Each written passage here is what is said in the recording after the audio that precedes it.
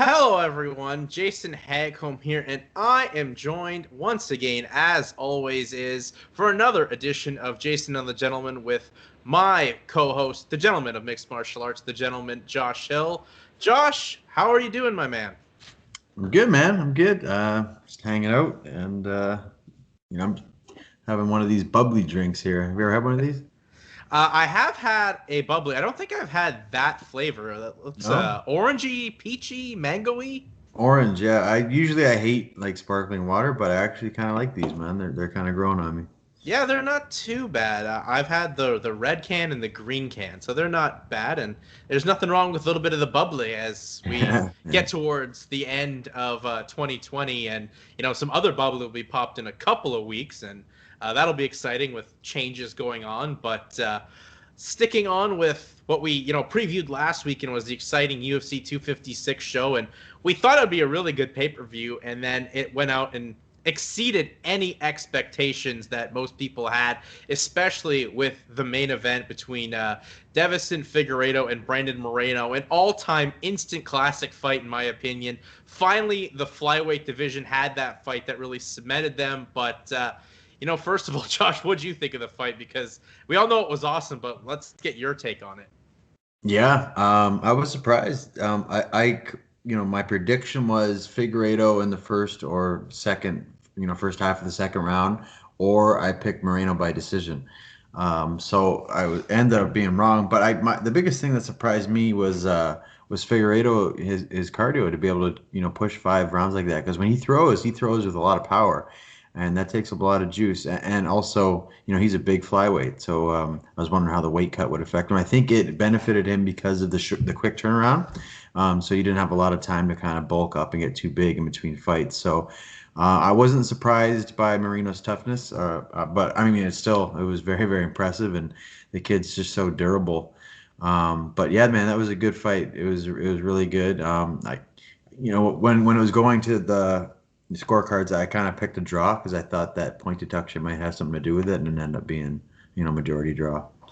Yeah, I mean, it's kind of crazy that it did. Like, I thought it was going to be a draw too because I thought the point deduction made. I thought Figueroa was going to win that round, and the best he can do is 9-9. He can't win the round, so it's 9-9. But Figueroa actually, if you looked at the judges' scorecards, would have won if one of the judges had actually scored the fifth round for him, which he should have. There's no way Moreno should have won the fifth round, and I think even Moreno himself admitted there's no way he should have won the fifth round. But more importantly, though, the draw, like, this is the best case scenario, I think, for both guys because no one loses, and it was such a good fight that you wanted to see it anyway. So now there's no controversy where you kind of have to make the fight again.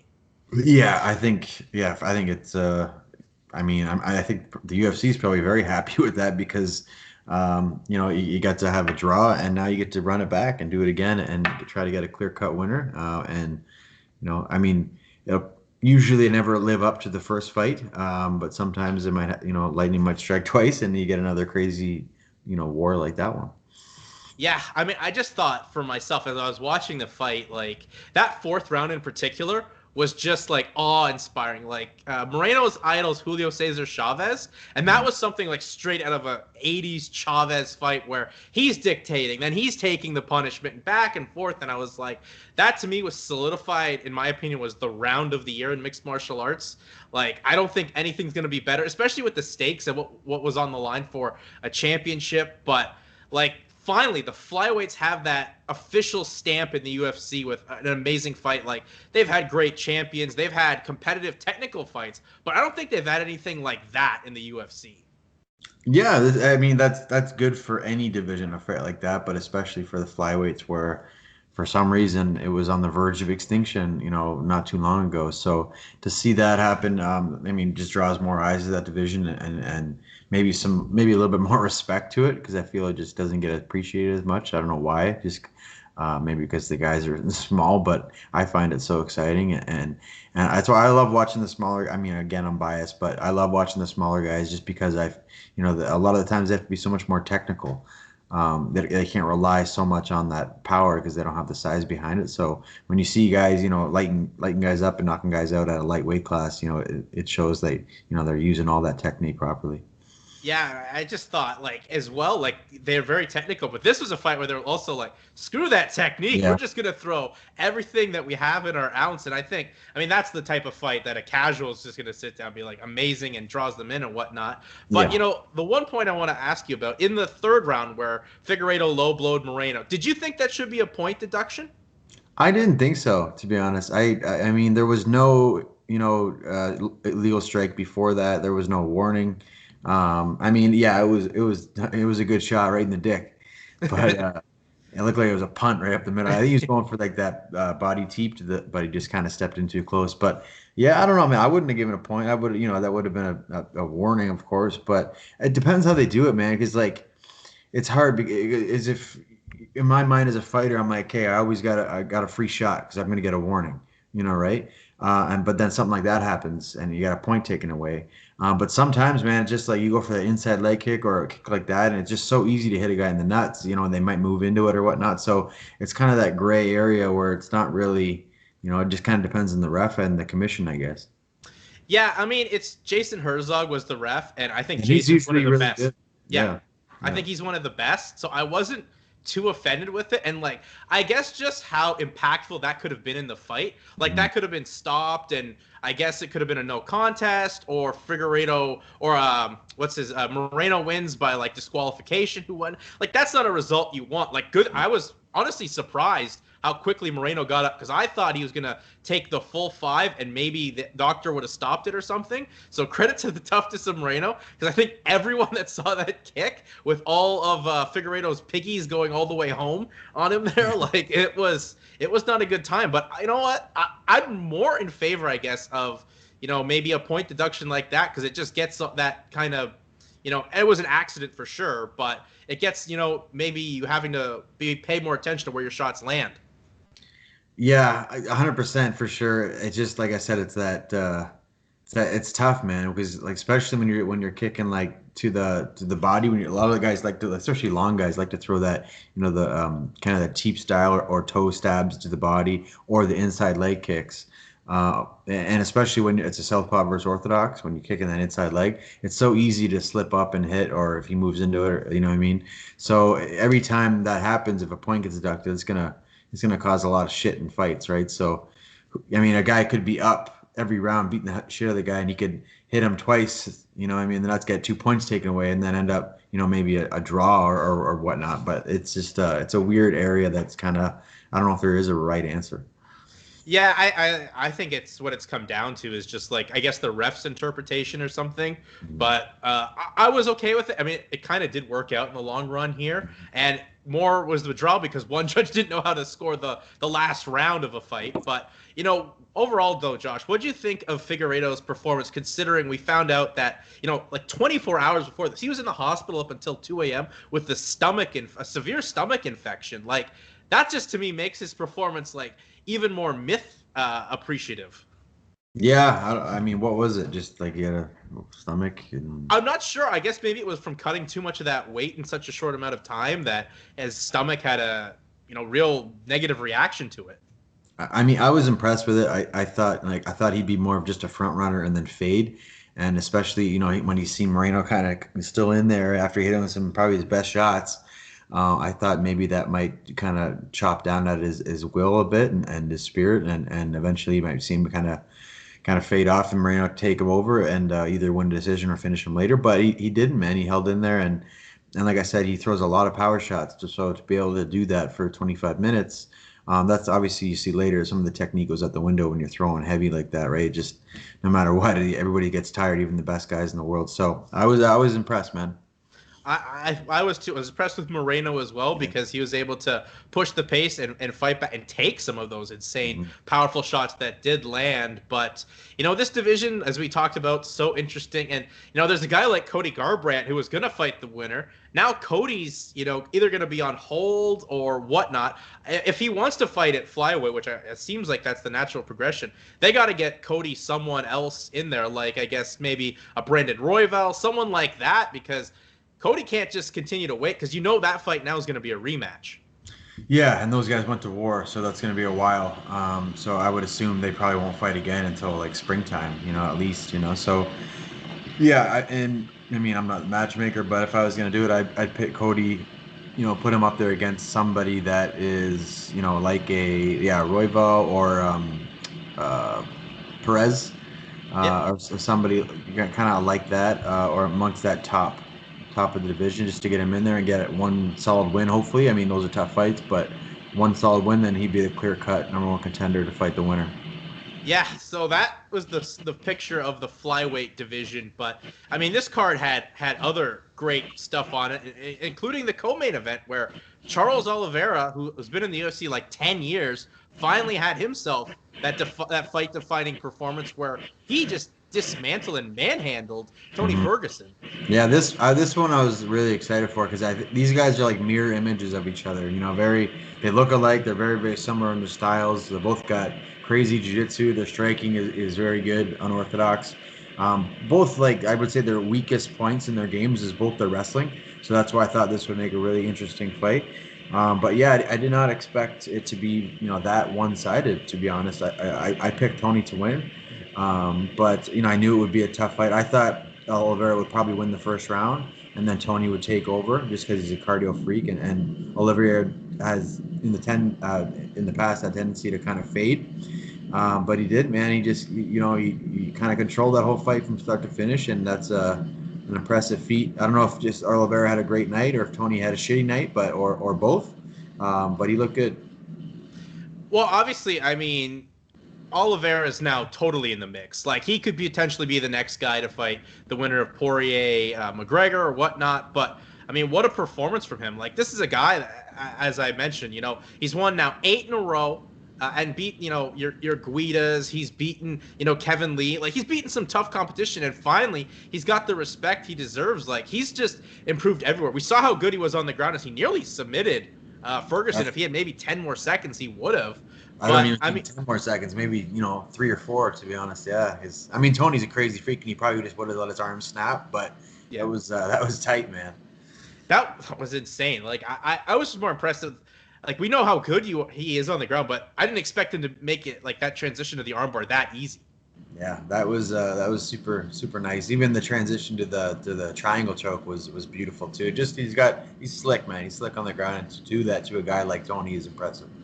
Yeah, so where do you think Tony goes from here? Because this was a fight that, Ferguson won. He gets himself in the status that Oliveira is in now. But, I mean, Tony's now lost 2 in a row. It's like, has the damage of all those wars from years past maybe caught up with him? Like, what do you do if you're the UFC with Tony Ferguson?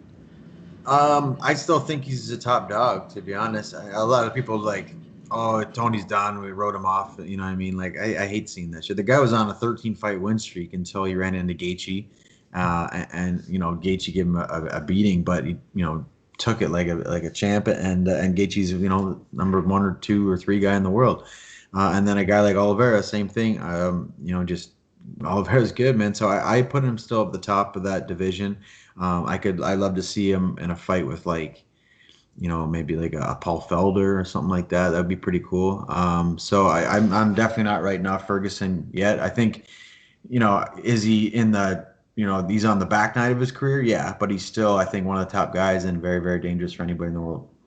Yeah, I love the idea of the Felder fight too. It makes a lot of sense. Like it's a fight where their styles just mesh so perfectly. Paul's being reinvigorated in fighting, and Tony, he's now lost 2 in a row for the first time in his career. So I mean, it makes just tons of sense, and I could see it as well, kind of like a loser leaves top of the division type of fight as well. Yeah, I mean that could, like I think they're both ranked amongst the top what 6 or I mean again rankings don't get me shit right, but they're up in that top little atmosphere. So yeah, a win would keep that top guy in there. The other one would have to drop him back pretty significantly, and they have to work their way back. Yeah, and then we saw on the pay-per-view they showed what we're gonna see at UFC 257, and then they've kind of hinted that Michael Chandler is gonna have something special, which I guess we're assuming it's gonna be UFC 257. As Anik was like, another big fight will be added, and I assume it'll be at lightweight, and we're assuming it would be Gaethje. So once again, lightweight, having that mini tournament in their own right that UFC kind of didn't want, but in a way they're kind of booking it that way. Yeah, it is. I mean, I mean, I don't know why they don't. I mean, they should. They got the Ferguson and Olivera just fought. They got Gaethje, Chandler most likely, and they got Tony Connor and Poirier. So those 6 right there could easily, make a little mini tournament. Yeah, for sure. I mean, this was, I think, one of maybe the pay-per-view of the year, show of the year, and it was highlighted by, UFC really pushing another young up-and-comer, and that's Kevin Holland. Kevin Holland went out there and did to Jacare Souza what not a lot of people have been able to do, where he not only knocked out Jacare in scary fashion, like it looked like he was beating him to take his lunch money, but just how he did it, like from his back and just like this weird hook that hit Jacare in the hardest part of the head, like right in the forehead, and was able to just, ground and pound him out. And it was real impressive for a guy that's, won 5 fights in a row since May in the UFC. Like that in itself is crazy. Yeah, since May, like that's 5 months into the year, and you got 5 wins from the May. That's pretty impressive. He's a guy that's flown under the radar for me.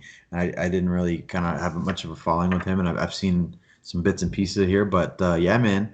That was pretty crazy. I think that like a punch like that, it is definitely weird, but it might have just been that odd angle where Jacare kind of didn't think he was really in any danger in that position, and then you get kind of cracked, and I was like, oh shit, and he just he threw another one, and then you could see him kind of let go, and like he wasn't all there, and then he finished him like viciously against the cage, and yeah, I mean Kevin Holland, man, that's a huge, biggest win of his career for sure.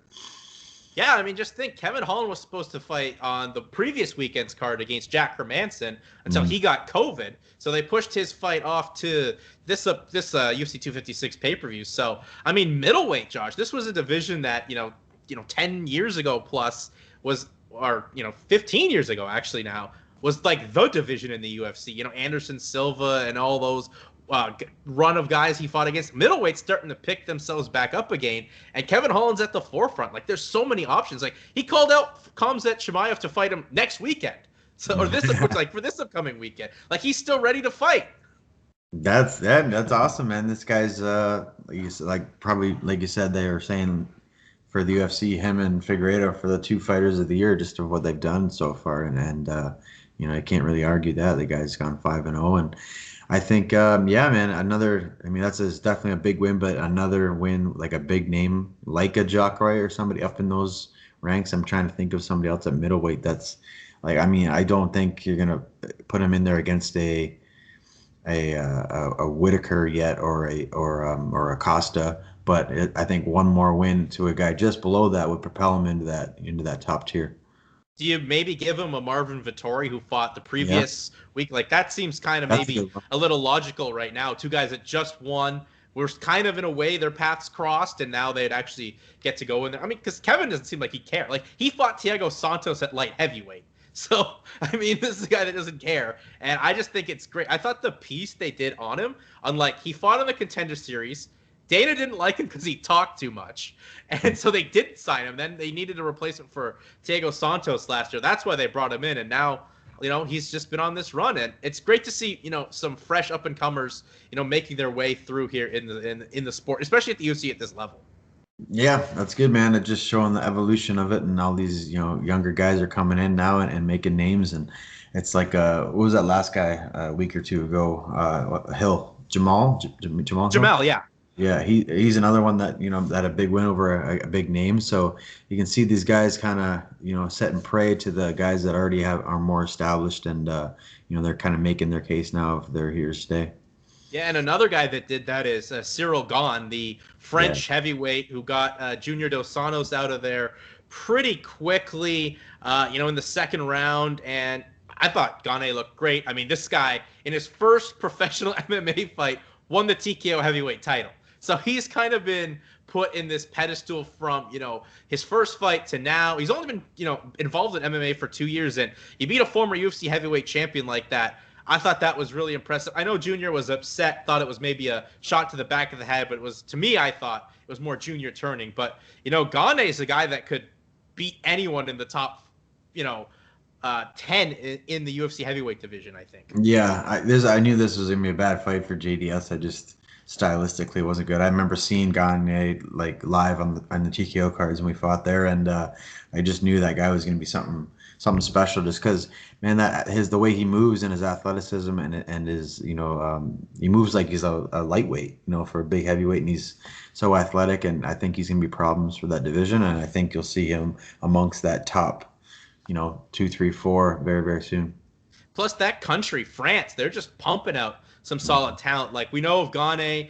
There was a French fighter that fought in the main event for Cage Warriors, like a couple of hours before that show. He won their featherweight title. So France, who just legalized the sport, they're pumping out some serious talent in mixed martial arts right now. And, hopefully if the world can get back to normal, France is going to be a place where UFC, Bellator, they're going to be putting on shows because the talent seems to be really popping up there.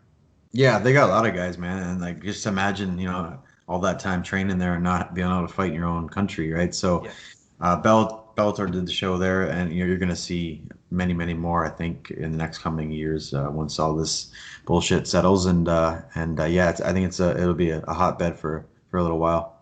Yeah, last thing on UFC 256, I know you're a big WEC fan. How awesome was it to see Cub Swanson get that win in the second round? That was just awesome. This brought me back, and we're like literally tomorrow, this is the 16th, 10 years since the last WEC show. So, wow. I mean, so Cub getting out there, the win, especially coming off like a torn ACL at his age, to beat a tough guy like Daniel Pineda, that just took me back to, his, run in the WEC and then his early run in the UFC. Yeah, man, I'm very happy he's amongst those old school, legit, legends from the WC days, which I love seeing. He's like a Carlos Condit type, I bet on him to win. I picked him, and I thought he would win. And I know Pineda's tough, but he's a guy that's been around everywhere. He's fought for every organization there is. But I just thought, this was a good matchup for Cub, and you see, he tagged him with a nice right hand, dropped him, and then finished him off. And yeah, man, I'm happy for him, and I love seeing guys like that, get a win. Yeah, for sure. I mean, it's such a good story too, where Pineda fought a good fight, was actually picking apart the leg of Cub where he had the torn ACL, and then Cub was able to just catch him and drop him. Like, Pineda's a durable veteran. Probably should have fought for the Lance Palmer last year in the PFL lightweight finals, but unfortunately, he tested positive for steroids. Whatever, that's now a thing of the past, and he's now 1-1 since going to the UFC again. But I'm just happy for Cub, because Cub's a guy that I think still has a lot left in the tank and has trying to make one last run at that featherweight title. Yeah, I mean, do I see him winning the title against some of the guys in that division right now? Probably not. Guys like a Volkanovski or a Holloway or Ortega, but I could see him, still climbing up and still beating a lot of good guys and being amongst that in that top 10 of that division for sure. Plus, he's the name that, can bring some, eyeballs on that division, especially for the hardcore fans who remember him from WEC and that hot run he had in the UFC. So I'm just happy for Cub, and, it's nice to see some of these older guys actually still having a lot of success in the sport. Yeah, it's awesome. And it gives me hope too, because I'm getting up to that in there. Not quite their age level yet, but I'm creeping up there, so I like to see that kind of shit. Yeah, for sure. Well, speaking of, the promotion you fight for, Bellator, they finished their year up with, a title change. Alimale McFarland ended up losing the women's strawweight title in Bellator to Juliana Velasquez, which I thought was a pretty, competitive fight, but just Velasquez was too much. But Bellator, they're making a lot of waves in free agent signing. We talked about Yoel Romero last week. Bellator didn't seem interested. Well, they did the total 180, and I think they made the right decision doing the 180, as they've now signed Yoel Romero. And, this light heavyweight division at Bellator is just on par with the UFC, in my opinion, maybe even better in some aspects. But, what a great signing for Bellator to get, Yoel, who still is a name and has something left in the tank, whereas, they've signed a lot of those ex-UFC fighters that were totally at the end of their career. Yeah. I think they're kind of that was a thing Bellator did for a long time. They just kind of used the big names and just to get some name credibility and draw. But I think they're past that, and we've talked about this. They're having homegrown talent. They're signing guys from all different organizations and around the world, and they have top level talent now. And Romero's not one of those guys that's a washed up, old guy. I mean, he is definitely older in age, but you wouldn't know that to look at him, man, or see him fight. He still looks like he's like 30. But yeah, I think that's cool, and especially at light heavyweight, there's a lot of interesting matchups there for him. With like Nemkov and Bader and and Anderson, and yeah, there's a lot, man. So I mean, somebody posted the other day a list of the top, like I think it was like 7 or 8 Bellator light heavyweights and UFC light heavyweights, and man, it was like if I had to pick one, I'd probably go with Bellator, but I mean, it was very close. It was they're stacking that division just like the Bantamweight one. They're really kind of drawing names now, and it's awesome to see. So now that Bellator is done for 2020 and they'll have, a little bit of time to get together. I can't remember when their first event back is in 2021. But do you think they should do a light heavyweight Grand Prix just with the names of, Nemkov's their champion, but you have Bader, Corey Anderson, Romero now in there, Phil Davis. I mean, there's a lot of depth at 205 pounds of Bellator that you could make a tournament that would be arguably the best they've done and could really just do a lot for bringing a lot more eyeballs in on the Bellator promotion. I'm gonna say no because I want them to do a bantamweight one first. But yeah, I would love to see that, man. That would be great. I love the tournament format. I know it takes a bit longer, but I do like that, especially with the way they did it with the featherweight tournament. I think if they do that, without a pandemic disrupting everything, that would be ideal. I don't know if they would do it now because we're not out of the woods with all this yet, and it might still be hard for traveling and getting guys, and it might be too confusing and might not be able to do that. But I mean, once all this is said and done, I think that would be a great idea. I have this feeling that they may do two. I think they would do a bantamweight and a light heavyweight one. I mean, selfishly for you, I'd like to see you involved in that bantamweight one. But I mean, what's to lose? I mean, you're on a new TV network. They're kind of right now using Bellator at CBS Sports Network as a lead into some other college football. Well, that'll be over soon. May as well do, the two, Grand Prix. Everyone loves the Grand Prix. Like, they've been a raving success, especially with the, win to get in, and then you get to, beat the clock. Whoever wins fast enough and pick your opponent. Yeah. That gimmick's worked out well. Why not? Especially with the depth in those divisions. Why not do it? I mean, it's an extra hook to the shows. I think so, yeah. And like the way they do it, you get to pick your either when you're fighting or your opponent, and they could, guys are choosing who they want. It's pretty interesting too. It's kind of like watching a draft type thing, which I think is pretty cool, and just a different, idea to the sport. Which and then the fights after. So I think it's a home run. For sure. I mean, it's great to see that signing because I just thought Bellator was going to be like, well, he's a name from the past. We don't want him. And then I didn't know where Yoel was going to go. Maybe I thought PFL, even though they weren't interested, and bare knuckle boxing, as we talked about last. But it's great to see Bellator get him because he's just another big name to this division that keeps needs the eyeballs on it. And, Bellator's picked up a lot of steam that they lost from the pandemic towards the end of 2020, and now they're gaining like a lot more just from some of these signings. Like, they're signing a lot of talent as well, re-signing fighters. Like, Bellator, they're just gearing up for a big 2021. Yeah, I'm excited. They're pumping their roster, man. I mean, I guess they're planning big things, which is good to hear, and I'm happy for that. And I think 2021. I mean, I'm hoping this pandemic, pisses off pretty soon, and we can kind of get back to somewhat normal at least. And but yeah, I think they're gonna have a good year.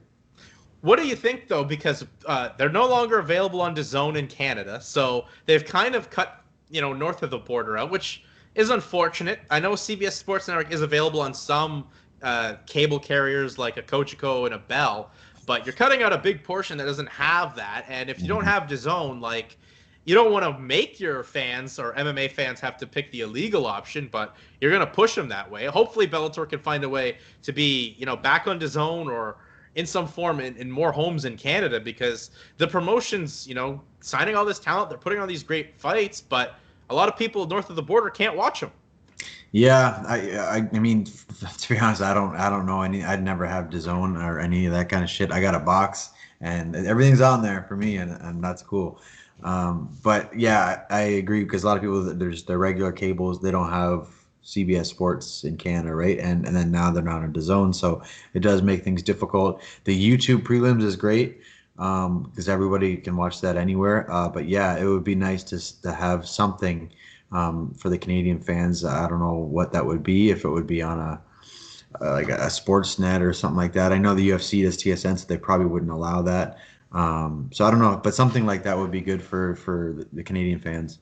I was thinking Sportsnet. It's just like finding the time on there. Like they're running Thursdays, and then with hockey and other, like Raptors coverage, it's kind of tough to get in there. And then you'd be kind of pushed to just the digital platform, which I guess is, better than nothing. So would be the worst. I think Sportsnet would be a perfect fit. I mean, that's Sportsnet 360, like channel, which has the rights to WWE, used to be The Score, which had like Score Fighting Series and WEC. So like there is kind of affiliation with MMA in Canada on that channel, so would make it for a lot of sense, and you'd be in a lot more homes. You're on every viable platform there is in Canada broadcasting wise. Yeah, I mean that would be ideal. I gotta go talk to somebody in Toronto there and get them on Sportsnet. Get this hookup here because we gotta. I know. I mean, I've been it's a blessing and a curse, I guess. I haven't, my 2 fights at Bellator, I've been on the undercard, so I haven't had to, people can just watch it on YouTube and they're all loving it. But as soon as I have a fight in the main card, people are gonna be like, where can I watch this fight? You know what I mean? So I'm like, I don't know, man. I don't know. So yeah, no, we gotta get them on there. You can't just have the answer of I don't know. You need to give them some direction. Yeah. So yeah, Sportsnet would be my number 1 choice, but I don't know. We'll see what happens. I mean, they seemed like they're still in discussions with DAZN. I don't know, but DAZN as a whole seemed to be moving away from MMA. They've dropped all the other promotions they had, so I guess Bellator was the final stone. But nonetheless, though, they've signed Romero. Things are looking pretty solid and upward for Bellator heading into 2021. And, Josh, we got one more UFC show for 2020, and then that's it. We're kind of on that break up until, I guess, New Year's Eve if you're going to get up really early to watch Ryzen's New Year's Eve card. But, what a way to end 2020 with, like, 15 fights that the UFC is going to bring to you, headlined by Stephen Thompson and Jeff Neal. And what's a pretty interesting bout at welterweight. Yeah, that's a good one, man. Jeff Neal, it was his last fight against Perry. Was that the last one he had? Jeff was supposed to fight in the Neil Magny this year, but he had like a serious health complication and almost like died. But luckily things are okay, and now he's back and fighting Stephen Thompson here. Well, that's an interesting match. I mean, I think that's the only fight I've seen of Jeff Neal's is the last one with Perry, and he looked good, man. He looked crisp. His striking looked really, really on point. Very, very sharp boxing. And his kicking game too. So that'll be interesting to see if he can Thompson's a weird guy to fight, right? He's very, very difficult, especially if you've never fought a guy like that with that style, that long Taekwondo style. So he's gonna have to use, just like always when you fight Thompson, you got to find your way inside and look to punish him on the inside. So see if he can do that. Yeah, I mean, for Stephen Thompson, like this is a guy that's trying to get back in that running for, a shot at the welterweight title. He did have a big win against Vicente Luque like last November at UFC 244. So it's been over a year since he's had a fight, and same with Neal too. So these guys have had that long layoff. I mean, Neal had the health complication, but if you're Thompson, you don't want to get in too close because Neal has some serious power. But yeah, if you're Thompson, you want to use those angles. Yeah, exactly. I think it's a pretty straightforward game plan. He's going to stay long. He's going to use his angles on the outside and his kicks, and then Neal's going to look to use his speed and his combination to get inside and do damage when he gets inside that little red zone. The co-main event, though, real interesting one you're probably going to pay attention to. It's a bantamweight fight. Jose Aldo, Marlon Cheeto Vera, like Marlon Vera coming off the biggest win of his career against Sugar Sean O'Malley, where Aldo's coming off, the title loss against Peter Yan. So, I mean, for Aldo, it's pretty much, do or die right now, I feel. And, the last time they put Aldo up against the wall, he came out and looked fantastic, where he was able to get, a couple big wins, has now made the change down to bantamweight. He's lost 3 in a row, but this is a guy that you still can never count out, because when you count him out, then he gets those, those impressive first and second round finishes over like a Jeremy Stevens or a Montoya. Who he's lost to Jan, Marlon, and Volkanovski. Oh, right, Volkanovski at featherweight. Yeah. So I'm a huge Aldo fan. I love Aldo, and him dropping down to 35. I always thought like he could do that, because I remember when I first started fighting, I was like 2-0. We went to Brazil, and I got to train out there with him and some guys, and people always said he had trouble making 45, and he was even thinking of going 55, but he didn't look that big. So down at 35, you can see he's just shredded. He's in probably his best shape he's ever been, and the two fights that he's had at bantamweight, he's looked really good, man. He just he's come up on the wrong end of them, but he's looked good. Marlon fight was very close. A lot of people thought he won, but it was a very close fight. And then Peter Yan, he looked good early, to be honest. Yan just one of those durable, tough guys that was able to weather the storm and then kind of put it on him later. But up until then, Aldo looked good. He looked crisp. He looked all there. He looked sharp. And so, I mean, I'm rooting for him. It's a tough matchup against this Chito Vera, because he's a hard guy to get out of there too, and his striking's on point. He's a big bantamweight. So that will be an interesting match. I'd like to see. I mean, this is going to be a kicking. I'm hoping, anyways. I said that about Marlon and him too. I said this is going to be a match of the kickers, and we'll see who can land it. And then nobody kicked in that fight. So we'll see how that goes with Chito. That's an interesting one, man. I'm hoping for Aldo, but it's a toss up. I don't know who to pick on that one. Yeah, I mean, Marlon's kind of, been that durable guy. He's been there, fought some guys, won some fights, lost some, never been finished. And then finally he finishes, that hot up-and-comer in O'Malley, and now finally his name's out there. So he's looking to get a name in there like Aldo on his resume that would really put him in the stratosphere to, one fight, maybe two, to get a shot at Peter Yan, depending what happens with the Yan-Sterling fight whenever that does take place. But I don't know. I'm excited for this one, as you said, Marlon's tough to get out of there. Or not, sorry. Marlon Chito Vera is tough to get out. He's never been finished. And, Aldo, as I said, you push a guy like that up against the wall, they're bound to just fight back and find a way. So I'm excited for that one. And the other bantamweight fight on this card is, as exciting in my opinion. Marlon Moraes is fighting Rob Font on this card. A big step up for Rob Font, and for Marlon, Marlon's got to, feel like he really needs a win. Like, his back's got to feel up against the wall. Yeah. I mean, obviously I know Marlon. You know what I mean? A lot of experience with him. He's amongst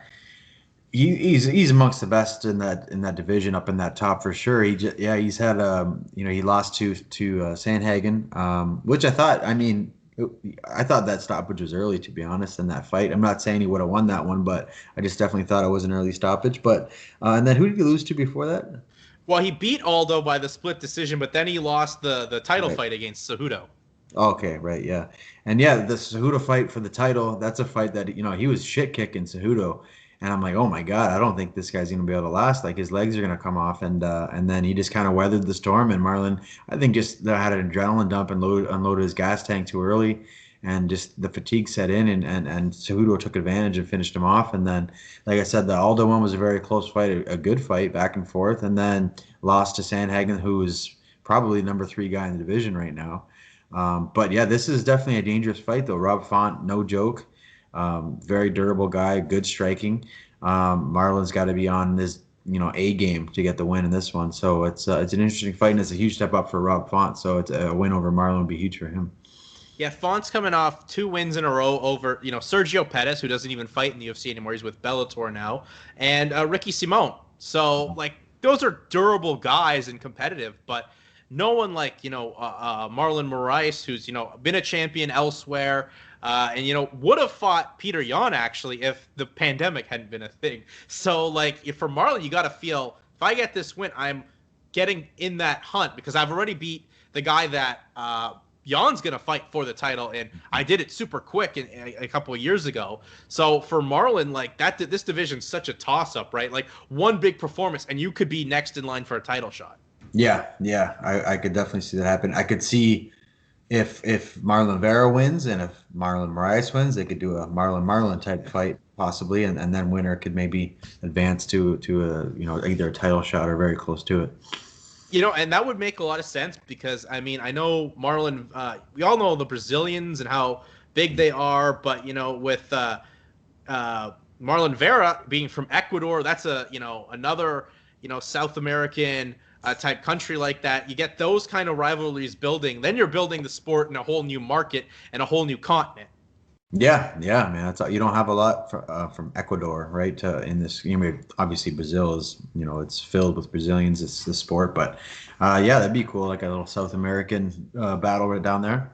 Yeah, I think that would make a lot of sense. And I think that's kind of where the UFC is looking. If Vera can get over Aldo and Moraes over Font, you're kind of, that seems like the collision course that's going to happen. I mean, we can talk about it. Things definitely totally different when they step in the cage on Saturday night, but that would make a lot of sense. And that pretty much, I think, could be a big number one contender fight. Yeah, I mean, you still got Sandhagen that's kind of waiting in the wings amongst, and then Jan and Sterling. So we'll see kind of just how it unfolds, and then kind of just go from there. Yeah, I mean, there's a couple other fights. I mean, Chaos Williams, a guy that could have main evented but didn't. But nonetheless, Chaos Williams has had two fights in the UFC, and they've been a combined 57 seconds, taking on Michel Pereira. So this fight is totally like out of a video game, where you got the guy that you can just button mash with, and the guy that you can just hit, your little jabs, and then you power up and have that big power shot. So I'm excited for this. And also, like, two guys that you don't think they'd be at welterweight, but they're in the welterweight division. Yeah, big. Yeah, very, very big. Yeah, that's a good one, man. That he's made a statement, that Williams, and then that Pahea, sorry, Pahea. He's just like I mean, I think he actually had like a lot of skill. He just, the way he fights, I think he just kind of gets. I mean, that one fight with Tristan Connolly, I just think he, thought he was just going to toy with Tristan and thought he could do whatever to him in there. And Tristan, made him pay the price for it. And I think too much of those antics tires anybody out, man. Like, you can only do that so much. I mean, it's exciting as shit. It's like awkward and crazy, runs up the walls and whatnot. But I think that's he might run into a big one if he's not careful. I think that's what we're excited to see, like, because Pereira can be a tough, durable guy, but we haven't seen Williams be tested at all in the UFC. Like, he's had his last fight on the regional scene for WXC in Michigan. He did go to a decision, but that's like years ago, it seems like, for his skill set right now. So makes for an interesting fight. I mean, Anthony Pettis is back on the card. Always like to see Anthony Pettis. So I mean, UFC, they're giving you a lot of pay-per-view quality fights for free. So yeah, I do like to see that to end the year. And then UFC, they're looking ahead to 2021 like everyone else is. Yeah, it's a good one to end the year with. So it's definitely a loaded card with some good fights. These last two ones have been great. Yeah, and then, I mean, we're going to have 3 cards within, like, a couple days when they come back. I believe it's January 16th, 19th, and the 23rd. One of those is a Wednesday card, right? I don't even know if they have a main event announced. But they're back on Fight Island, where it seemed to be successful for them. Not many COVID cases, as the past few weeks they've lost a whole bunch of fights. They lost one. They lost the Belal Muhammad Sean Brady fight to COVID. So hopefully things can get figured out. I know UFC's updated their COVID protocols, so heading into 2021, hopefully bigger and better things, and no more COVID. I think that's the moral for everyone. No more COVID. I'm done with this shit, dude. I think we all are. I think we're all a little tired out of it right now, but that'll do it for this episode. Before we go, I'll send a shout out to the Buffalo Bills, 10-3, on the verge of winning their division for the first time since 1995. Where I was a 5-year-old. So, I mean, it's been that long. But, exciting things ahead. If you have any shout-outs, Josh, send them out there. And we'll, plug yourself out there. And, of course, like, rate, subscribe, and comment. Because Josh and I would like to get on here and chat about MMA every week. Yeah, exactly. I'll echo what you just said, man. @GentlemanJHill is my handle, and you can follow me there. All right. Well, Josh, thanks for hanging out once again. And we'll do it again same time, same bat channel, same bat time. Peace out, everyone.